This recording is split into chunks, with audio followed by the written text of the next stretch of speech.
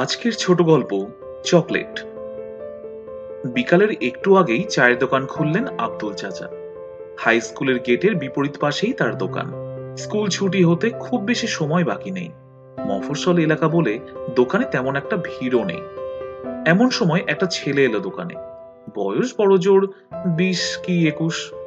নীল রঙের পাঞ্জাবি গায়ে, কোমরে ঝোলানো একটা হালকা ব্যাগ, চোখে একটা কম পাওয়ারের চশমা।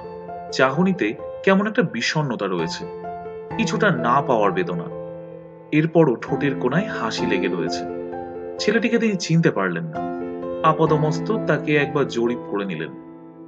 এলাকায় সম্ভবত নতুন এসেছে। চাচা, ভালো আছেন? প্রশ্নটা করার ভঙ্গিটা দেখে মনে হলো তার সাথে কতদিনের চেনা জানা। আব্দুল উত্তর দিল, জি ভালো। স্কুল ছুটি হবে এখন 5:30টায়। ছেলেটি হাতের ঘড়ি দেখে, এখনো 5 মিনিট বাকি। আচ্ছা, আপনার দোকানে চকলেট আছে? 10টা চকলেট দেন তো। আব্দুল বয়েম খুলে 10টা চকলেট তার হাতে দিয়ে চা বানানোর কাজে লেগে যান। ছেলেটি তার মানিব্যাগ থেকে তাকে টাকা দিয়ে দেয়। চাচা, আব্দুল আবার তার দিকে ফিরে তাকায়। দেখে ছেলেটি তার দিকে একটি হাত বাড়িয়ে রেখেছে, তাতে একটা চকলেট। এইটা আপনার জন্য। একটা প্রশ্নের উত্তর দিবেন কি?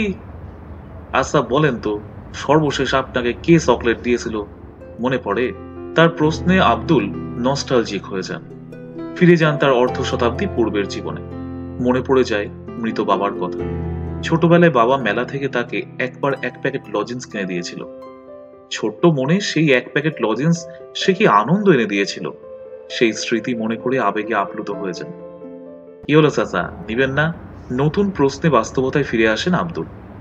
হতচকিত হয়ে হাতের চকলেটটি দিয়ে পকেটস্থ করেন। সামান্য একটা চকলেট তার মনে কি পরিমাণ আলোড়ন সৃষ্টি করেছে সেটা ভেবে চমৎকৃত হন। ঠিক আছে চাচা, ছাত্ররা বের হচ্ছে, আর একদিন আসবো বলে স্কুলের গেটের দিকে এগিয়ে যায় ছেলেটি। আব্দুল চাচা ভাবেন, এক কাজ করি, আজকে বুড়িকেও এভাবে চমকে দিব।